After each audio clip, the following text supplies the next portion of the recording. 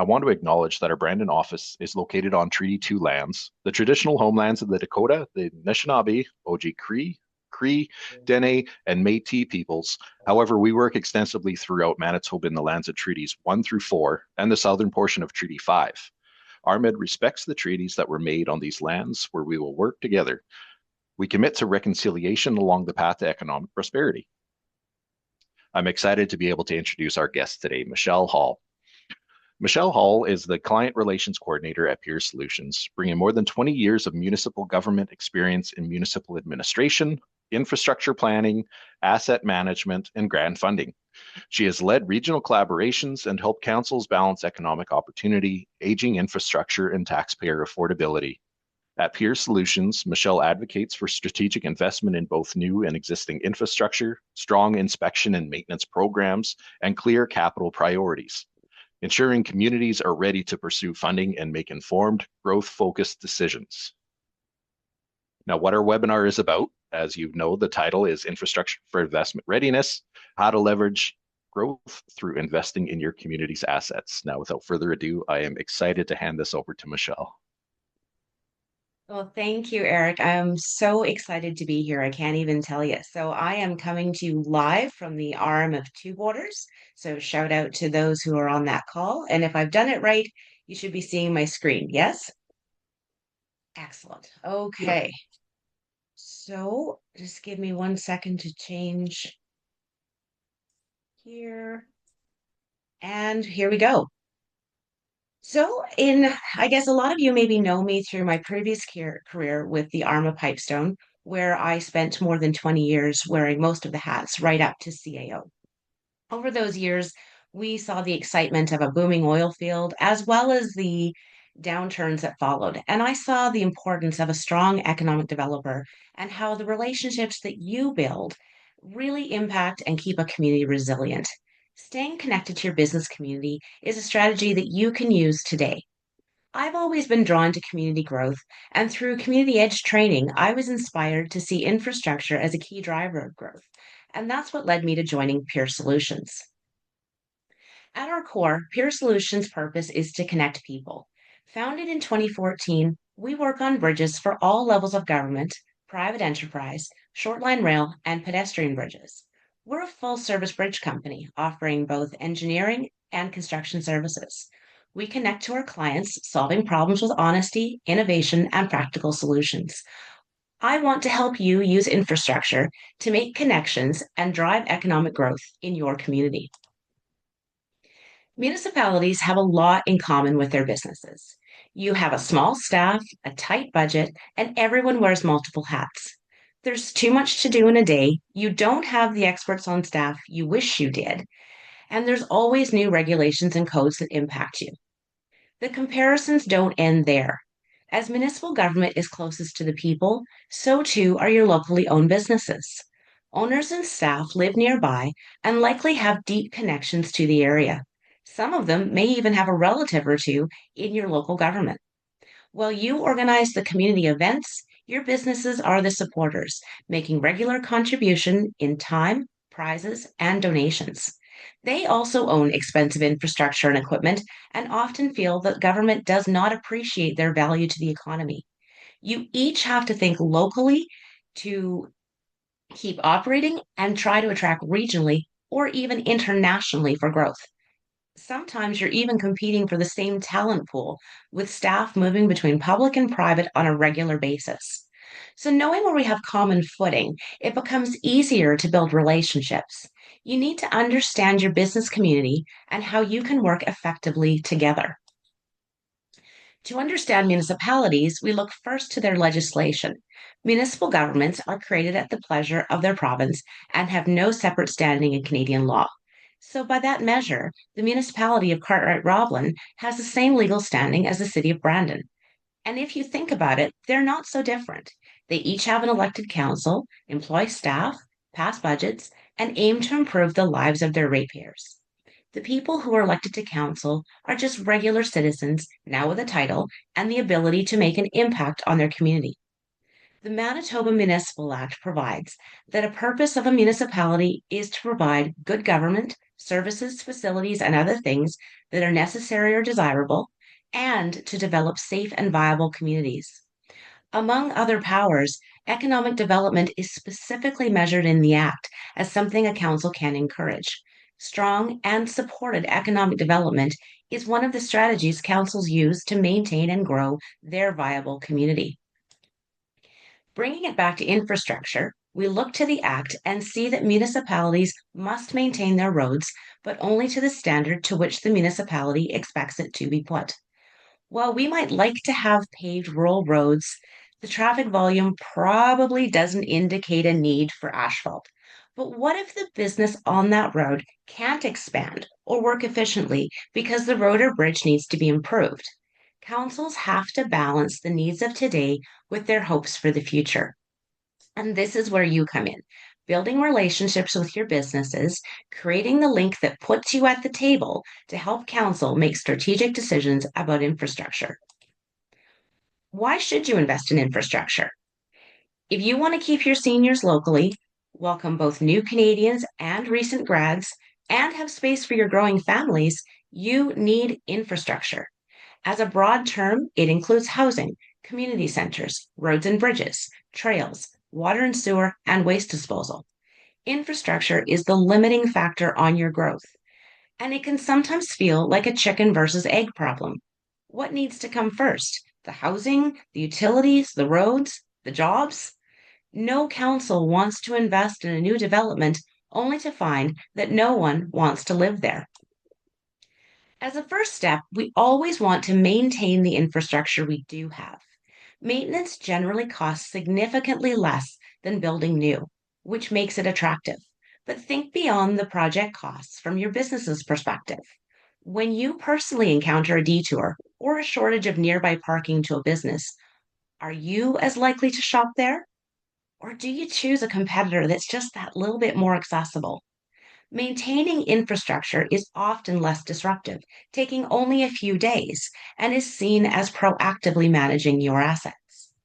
There are times when closing a street and building new is necessary. The goal is to understand the needs of the community so we only have to do it once. There is nothing more disheartening than having to rip up brand new pavement to fix a water line break. No, actually, ripping up brand new pavement to add a water connection that should have been predicted prior to the paving might be worse.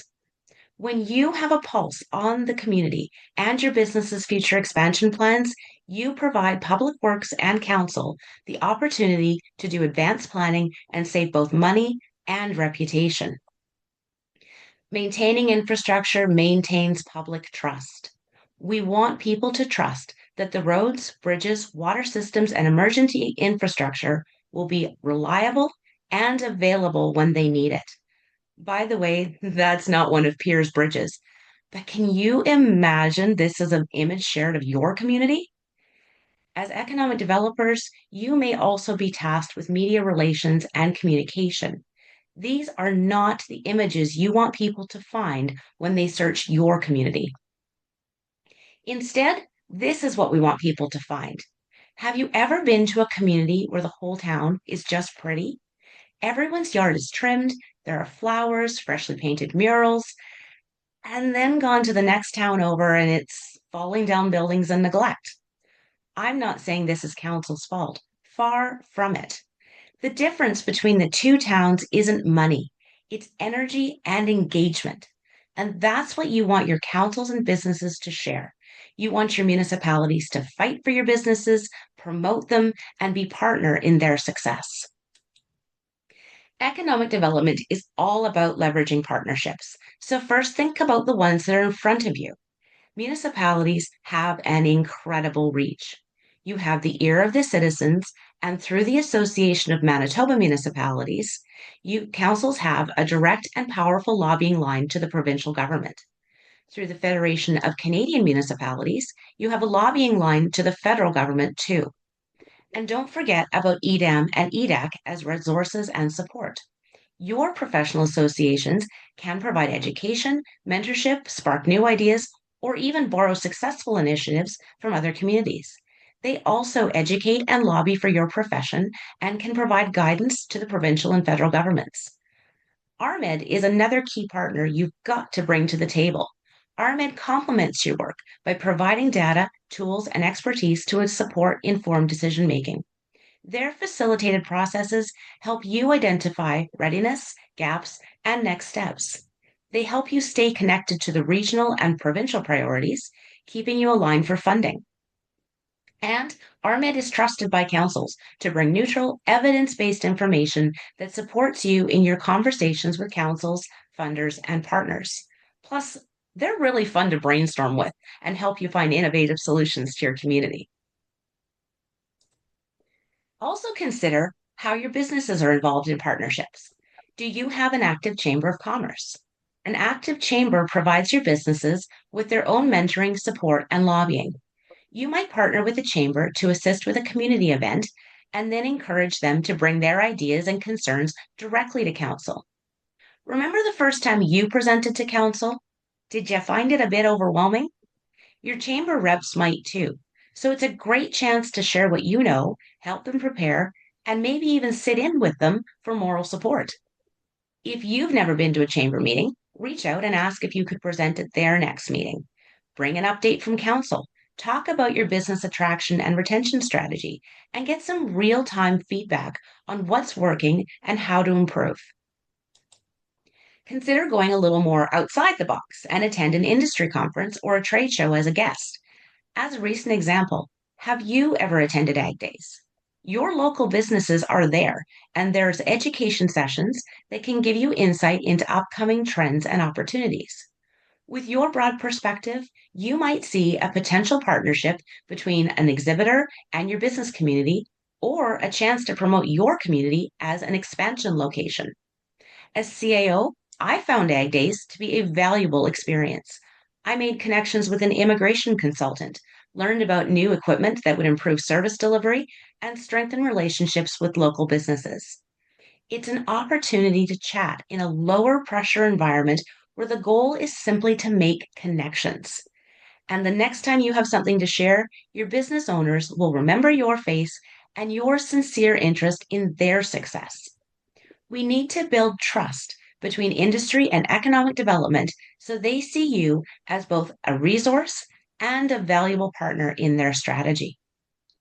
I do think we need to be honest that you're going to have to do the majority of the heavy lifting on relationship building, especially on your long established businesses. They may not even realize that you have support, resources for funding, or access to research that would benefit them.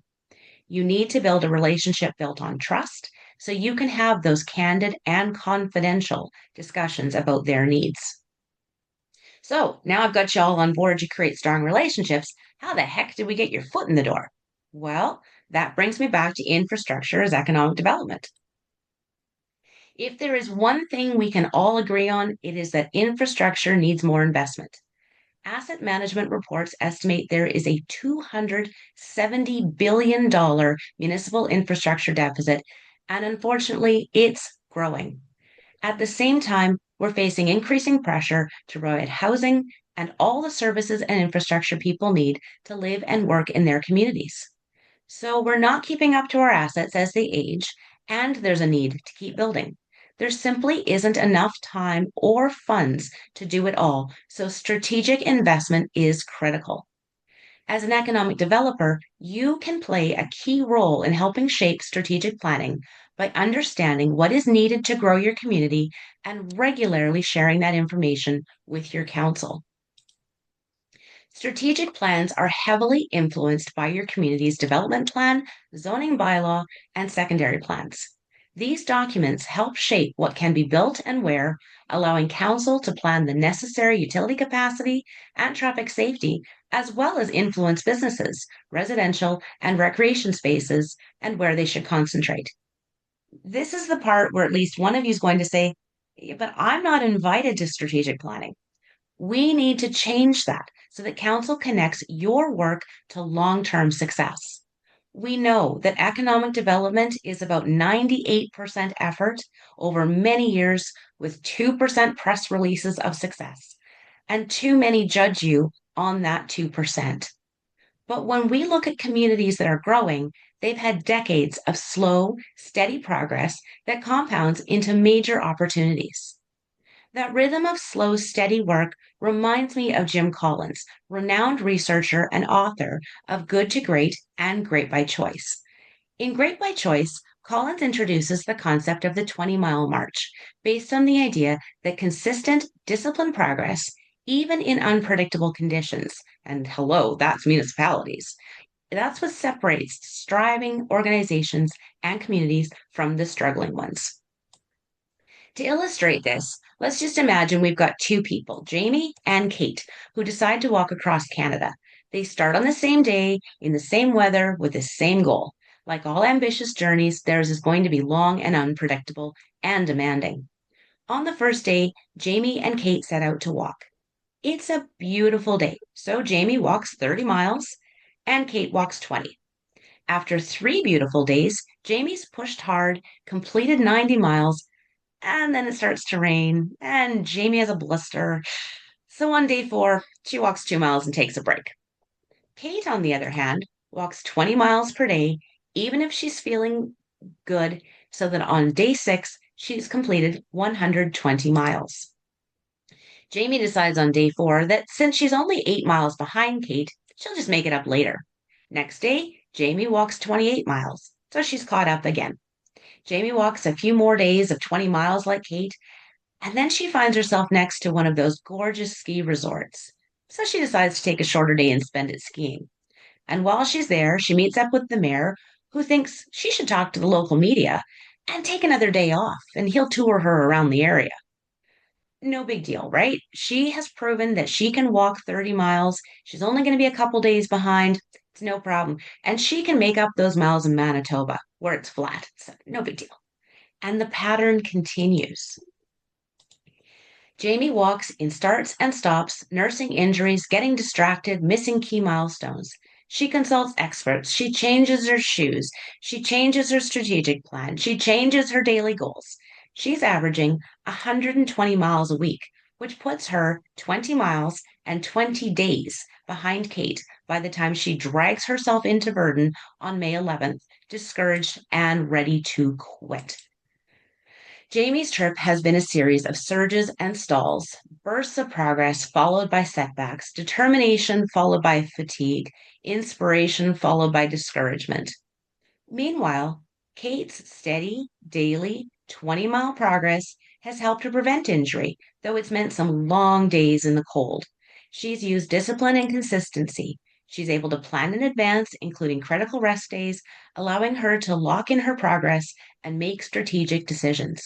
She arrives in Verdun on April 21st, energized for the next 73 days across Ontario. Kate's steady progress attracts media attention, who applaud her bravery, and that brings out sponsors and inspires others. Because Kate has established a consistent pace, she arrives reliably to events, and people will line the road to cheer her on. Does Jamie make it to Newfoundland? She might. Kate will arrive on November 11th, and Jamie will arrive on January 6th, nearly a year after she started. But I think it's more likely that Jamie will change her goals one more time along the way and focus on a completely new plan. The 20-mile march is not the only path to growth, but here's why it works. Consistency creates reliability, and reliability creates opportunity. The communities that thrive are not the ones that sprint ahead only when conditions are perfect. They're the ones that keep moving forward, even through the rain, even through the distractions, even through the daily unpredictability of municipal life. Strong strategic planning requires all municipal departments to bring current data and analysis to the table. Instead of a bunch of, geez, I think we should, or, ooh, I feel statements, you need supported information. One essential tool is RMED's Community Growth Assessment Tool. It's part report card, part action plan, and I love this thing. It gives your council an accessible view of where you're doing well and what you could focus on for the future. The tool requires you to be candid and honest about your current reality to get a true picture. You're scored against yourself, and there's points for yes, no, and partly. Under infrastructure, the questions include: are you within 30 minutes of a major airport? Do you have adequate water and sewer services? Does your local government effectively and frequently communicate infrastructure plans to its citizens? Realistically, outside of a major center, it would be hard to get 10 out of 10 on this section. But can you honestly say that you effectively and frequently communicate your infrastructure plans? If you think you do, I challenge you to ask your business owners if they feel fully informed. The community growth assessment gives you a baseline and will reveal places that you should dig in for more information. Another tool many EDOs use is to conduct business interviews or host coffee chats with various sectors. This can be a really formal interview where you're trying to gather information on key items, such as employment and business growth, or it could be a roundtable discussion where multiple businesses have a guided conversation about shared interests. Communities have taken a variety of approaches to business interviews. Sometimes staff do them, others have hired consultants in the hopes that a third party will get more information. Using a consultant can be a great strategy, especially if you want to gather a lot of data points. But for building relationships and learning what really matters in your community, the one on one approach is very effective. Back to getting that foot in the door. Literally, I don't care how small your community is. When was the last time you walked, biked, drove to your business's location? Pay attention when you do to the condition of the road, the crosswalks, the signage, the presence of litter, the volume of traffic, the safety. What is the experience for a customer or an employee? Really look at it through those lenses.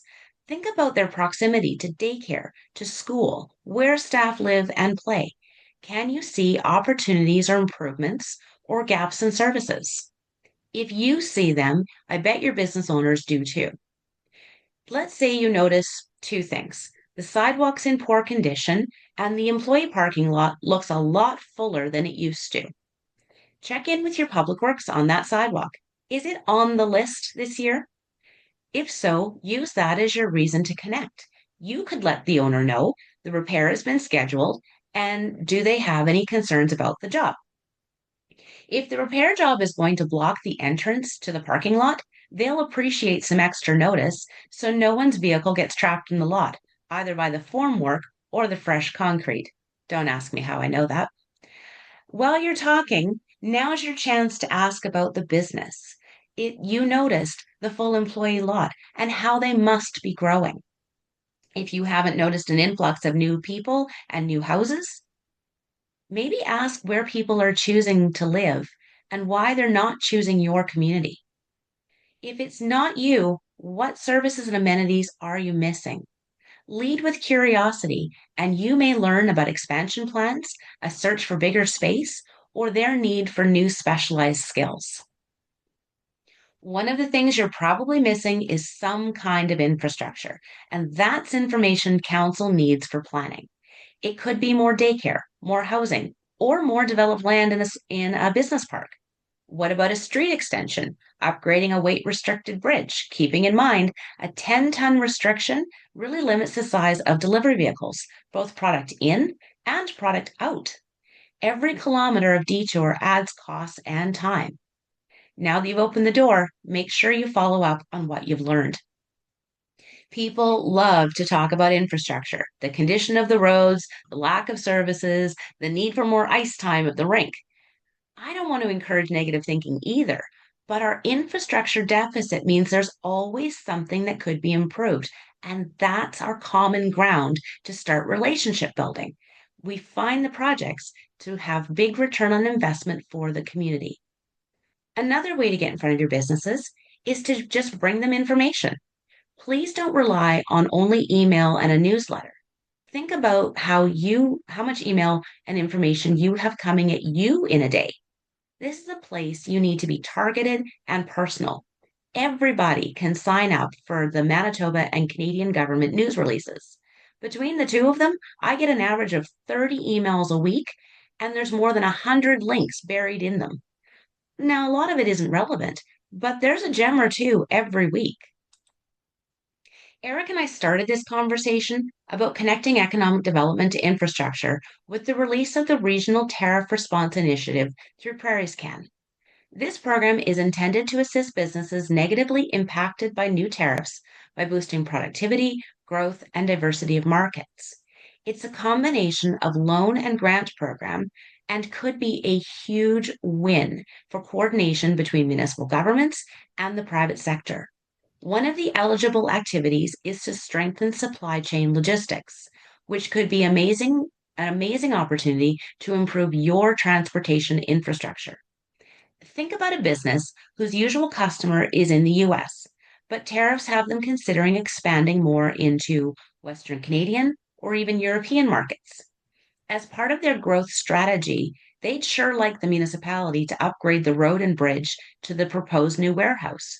Or perhaps they foresee a need to add rail safety elements like lights and crossing arms, which, as you know, the municipality has to pay for because of increased traffic loads. The business isn't sure how to ask for the upgrades and not to have to fund it 100% themselves. But with a joint application to the RTRI program, maybe we can all get partial funding for that critical piece of infrastructure. With Pier Solutions, I also work with the Western Canadian Shortline Rail Association, and the RTRI program got us thinking about how municipalities and shortline rail could bundle projects for everyone's benefit. I suggested they reach out to their economic developers, first, to make connections between the municipality and shortline rail, and second, because it's been my experience that EDOs excel at grant applications. Prairies Can has a wealth of programs, but it takes some concentrated effort to wade through them and match up a program to your local business or even your municipality. Here's a really fun one. The Economic Development Initiative provides financial support for Francophone enterprises in Western Canada. Two successful projects are in Manitoba at a boat ramp at St. Agathe and funding to Labrokery Market to upgrade infrastructure and attract visitors to bilingual markets. I think sometimes business owners assume that funding only exists for new businesses or those who hit a very, very niche place in the market, or that their project has to be worth millions of dollars to qualify. And sometimes that is true, but it isn't always true. And you can help your owners to find those programs. In a sea of information, someone needs to be the lighthouse. Also consider how can you involve your business community in supporting the municipality's grant applications. There's no need to exchange checks here, but letters of support and targeted lobbying by the chamber could push your application over the finish line. One of the biggest infrastructure programs Manitoba has recently implemented is the Grow Fund, which is funding more than $80 million in 2 program years. Projects include fire infrastructure, recreation centers, airport upgrades, roads and bridges, and waste disposal grounds. The applications require the municipality to connect their asset management, strategic plans, and climate adaptation plans to the project. The relationships you're building will help to strengthen those plans and bring greater clarity to community priorities and long term goals. And when you're successful, you've laid a foundation for how new infrastructure, like an airport runway, can unlock significant economic development potential. As you're helping your council build a viable community, remember that business retention and expansion can be one of the strongest assets you have. As your businesses grow, those new employees add a market demand for other services, which can attract more new businesses to open or others to expand. It's not the flashy growth of a new processing facility, but it is sustainable growth, perhaps even your 20-mile march, and deserves to be celebrated too. It's so important that EDOs find ways to tie council's strategic priorities into action items and then be able to tie that into the priorities of their business community. Make the connection between the proposed new community center and the increased tourism opportunities. Show how an expanded water plant will allow for more new home construction, bringing both consumers and potential employees to town. Finally, think about long-term growth and how your municipality can support and build up your business community to harness the next big opportunity. Thinking about that next big opportunity, two things Canada is really excited about right now is critical mineral development and defense spending. Be on the lookout for ways your communities and businesses could participate. Manitoba has increased their focus on development of the north, and an expansion of the Port of Churchill has the potential to be a total game changer for our exporters and agricultural sector. Again, infrastructure is going to be the key driver of success here. Are your businesses ready to supply the goods, labor, and services that support these nation building projects? Ask them.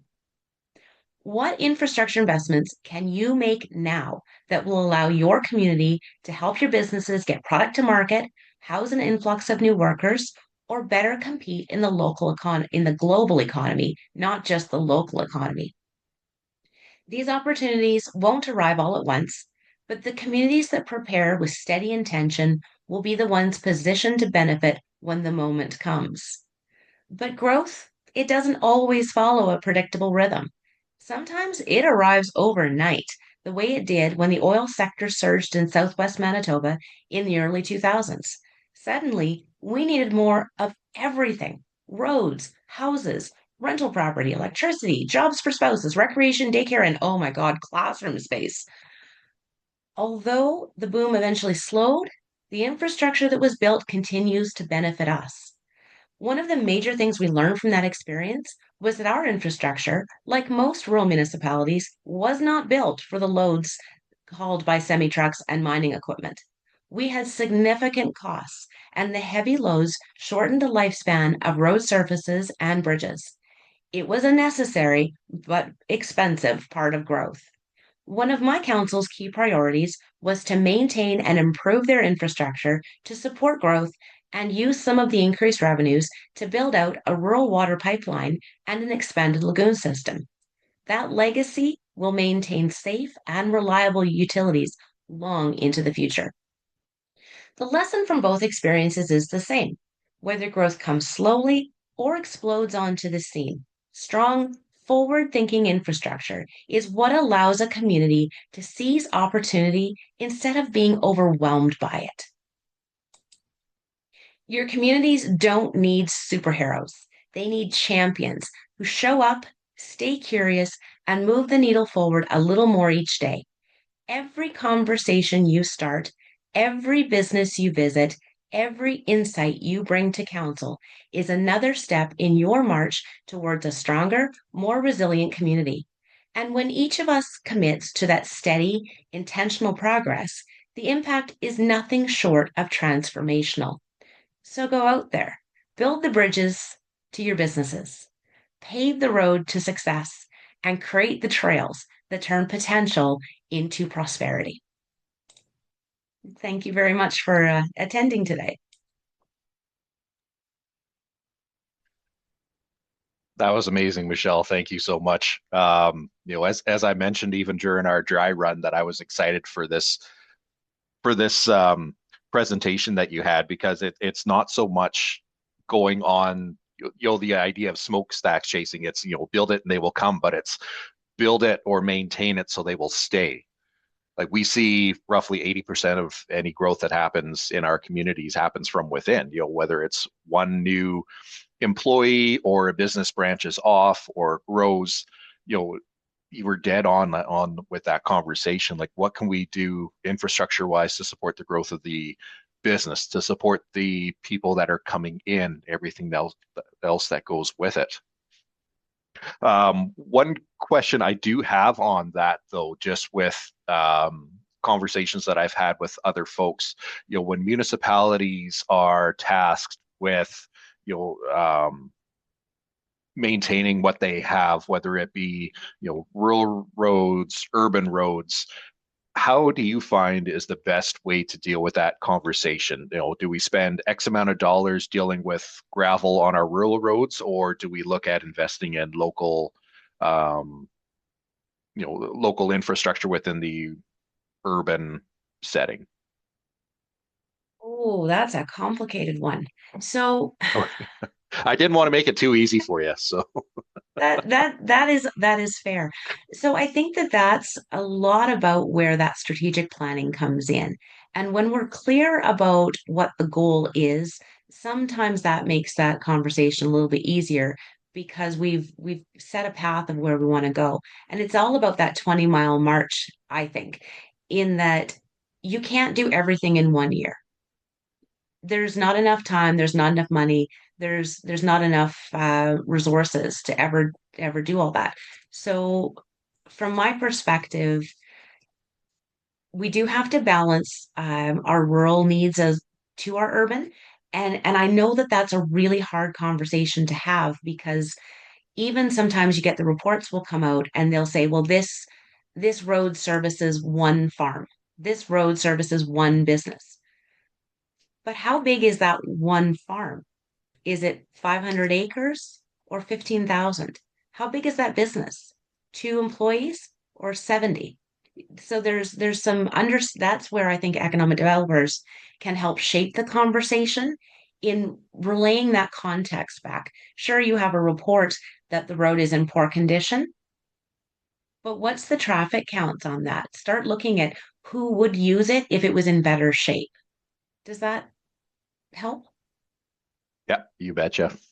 Okay. Absolutely. Um, and of course, if anybody has any questions, please feel free to jump on a video, raise your hand, throw them in the chat. We do have one question here that popped up in the chat from Marta. Would you please repeat which funding was used towards the Saint Agath boat launch and the La Broquerie bilingual market?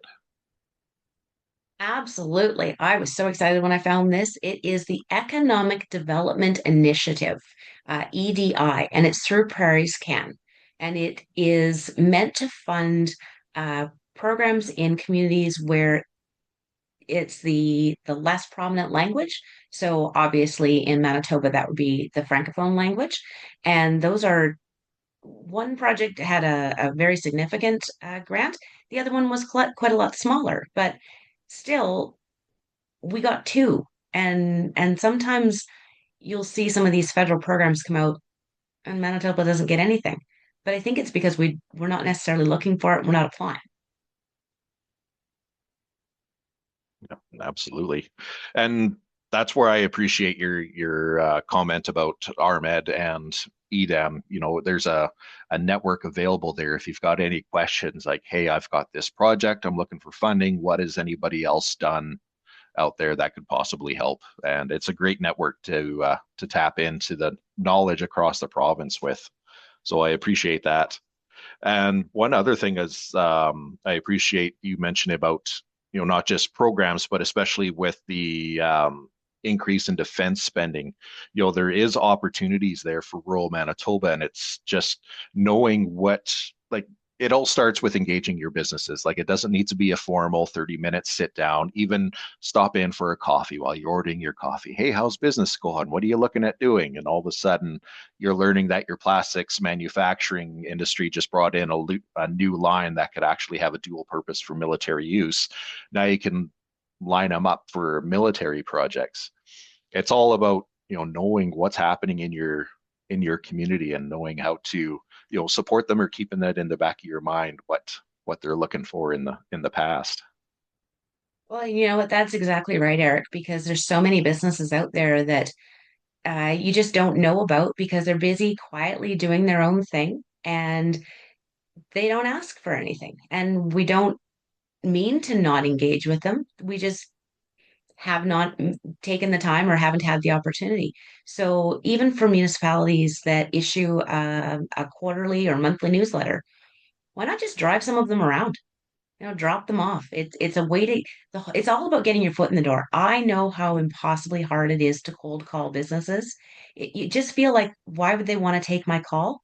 And that's why I think infrastructure is one of the ways you can get your foot in the door because there's always something to talk about.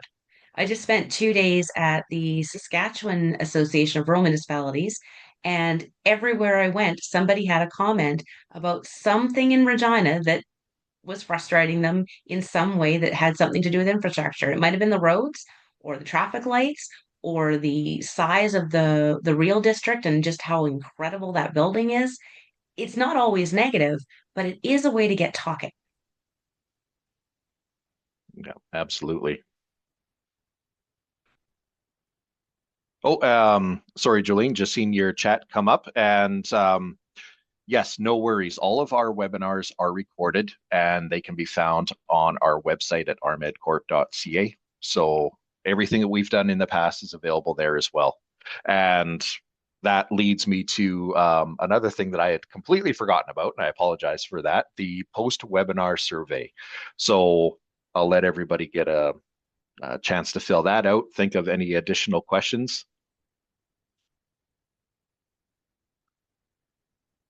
And Marta, I just seen your comment come up or question. Absolutely. I'll make a note here and I'll send you a link to that as soon as the call is done. Unless, Michelle, do you happen to have it I was just available going to by see if chance I or? could pull it up here. I think I can. Yeah, here it is. Copy. Yeah, I would love to see there be more winners in Manitoba for this program. I think the French language is severely underfunded in this province, and what a great way to support what those communities are doing. The link that I've given you should get you to just kind of the opening page, and it appears that we've had another one that I didn't mention, the museum in St. Boniface. I won't subject you to my French; it's terrible, but they received a $50,000 contribution as well. So there are projects that are being funded, and we just have to make sure that we're applying for them. And if you've never spoken to the folks at Prairies Can, they are so fabulous, and they're almost falling all over themselves to help you apply and explain what you need to know and make it simple. So it's not it's not an owner it's an onerous application sometimes, but they make the process as simple as they can. Yeah, you're exactly right. And falls into that relationship building as well, not even or not only building business relationships in your community, but you different organizations like Prairies Can building the relationships with the folks there. Because I mean, you're exactly right. When you've got a project looking for funding, just have that conversation, and they're happy to guide you along that pathway. They have had in the past too a smaller grant program that will help fund economic development offices. I know Arm of Pipestone received money through Prairies Can to do some kind of training. It was a few years ago, but it's worth checking them out fairly regularly to see what's coming up new with Prairies Can, because again, it's just not well subscribed to, and generally they're a bit of a first come first served type of application process. They'll have a closing date, but as they get success, they get programs that they like, they'll just fund them. So if you get in early, you're more likely to get your funding. Absolutely. All right. Well, I'll give everybody a last call for questions here. If there are any, feel free, again, throw them in the chat, pop on the video, ask in person. And while everybody's thinking of that, Clayton, you got a question? All right, fire away. Awesome. Hi, Eric. Can you hear me okay? You bet. Yeah, thanks. Thanks very much, Armed and Eric and Devin for putting this on and for letting me join in this morning. It was a pleasure, Michelle. I've been doing economic development here in West Interlake, like the central Manitoba here for about 10 years, and the municipalities pulled me into other roles, including CAO for a little while too. So I've been pushed and pulled and moved around. I have a ton of respect for your presentation. I'm probably Jamie in the 20-mile march. I'd like to be Kate, but I'm I relate to that so much. But my question is kind of around development agreements. I asked AI the other day, should the municipality be offering development agreements and have something ready, or should we be waiting for the applicant or the proponent to come to us. I'm just wondering, in your career path, did you have something in your pocket ready to go as far as templates go and using a development agreement to enter into? We didn't use a lot of development agreements, partly because the kind of development that was happening more or less fit in with where that development was going. So a business located along a business corridor already. So there really weren't a lot of things that was needed to expand. Where I'm seeing some really, really good work is in communities that have developed. They're not the developer. So in the Armor Pipestone, the municipality is the developer a lot of the times. So there wasn't that need to create the development agreement. But in communities that have private developers, I think those development agreements, they really lay out some ground rules. So if you've got a little bit of forethought into what even might go into the development agreement. So I'm going to speak a little bit more on the business side, maybe than the municipal side. If a business is thinking about locating in your business park and they're or even outside of the business park, and they can understand in advance what some of those costs are going to be, and you can help them maybe bring back concerns with that template. So council might have come up with the greatest idea ever, and on paper it is, but practically it's almost unworkable. And we've all seen a project somewhere along the way that on paper this works, but in practical application it's really tough. And so I think one of the places economic development can help is that you can translate the business requirement. Your planning folks will be really good at figuring out maybe four or five other ways of going about it, but can you explain why um, the business is not going to want to locate in that spot if they're going to have to fund an upgrade on infrastructure solely on themselves? I know we had a look at something once where, in order to develop a piece of property, the RM was going to have to fund an extraordinarily expensive highways um, turnoff. So to the tune of, close to $1 million. Which small business in your community can afford that? So well, it makes perfect sense. I understand why highways wanted what they wanted, but it was a negative to development. So we have to look for those things where you can translate back to council. This is why they're really, really hesitant. And where can we work together? Maybe there's some cost sharing. Maybe there's a funding program. Uh, Maybe there's a long-term plan. Maybe there's an alternate access that would work. Maybe instead of coming off the highway, maybe we come off the municipal road. It would actually be cheaper to pave 200 meters of municipal road to get into that business than it would be to put in that turning lane. So there's some alternatives that you can look at. And in terms of partnership, I think that's another thing that I didn't mention, but I think is really, really critical, that your economic development department is very good friends with Public Works.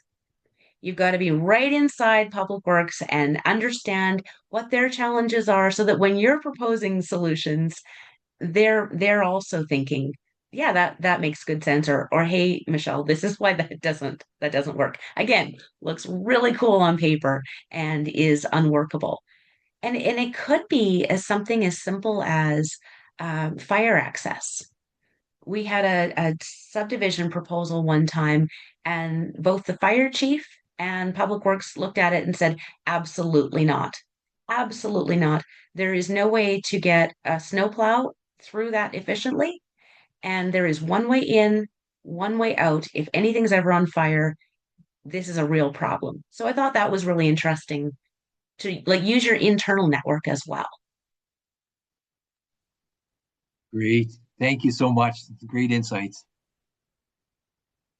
And if there's one thing I could add to that, last year when RMED was hosting our connection zones, we had a representative from MCI there as well, and they were always mentioning at every connection zone, if you've got any projects that are coming up along the the highway, whether it's a housing project, development project, what have you, involve MTI early. That way they know what the plans are. They can address any concerns right away instead of getting, halfway near the project. Oh, we still got to talk to MTI and then have that process come into play as well. So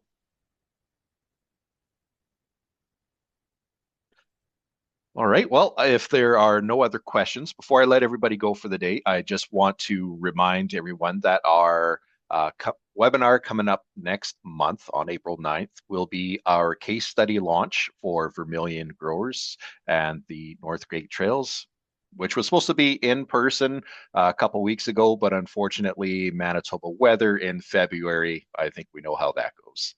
So please stay tuned for that. And also, we'll be having our economic development chat tomorrow from 12 to 1. So if you are interested in taking part in that, please reach out to us at admin@rmedcorp.ca. We hope to see you there. Thank you again, Michelle, for the presentation today. It was great to engage with you and learn a little bit more. Yeah, thank you so much. I had something else I was going to say and then I lost it. So I'm sorry. Thank you so much. I really enjoyed this, and it is such a pleasure and an honor to be able to talk to your group. So thank you for the invitation. Thank you so much for joining us today. Eric, I don't know if you noticed that there is a question from Laura Lee about funding available for new housing development, but is there funding for water and sewer lines to accommodate development? Oh, you are still there, Laura Lee. No, there's not, and it's a real problem. And I think it's something that our councils need to start looking at. They will water steward. Oh boy, water services will fund connections inside your community, but not to new subdivisions. I think this is a place where we might be able to look at nation building, the housing money that's coming out from the feds, and see if there's a way to leverage some of that in a way, or start lobbying to the Water Services Board to start being able to extend to these new subdivisions because the developers can't afford it. It makes the lots themselves hundreds of thousands of dollars, and then who can afford to come and live there? So I think there's some lobbying there that needs to be done as well. I hope that helps. I appreciate you catching that, Michelle.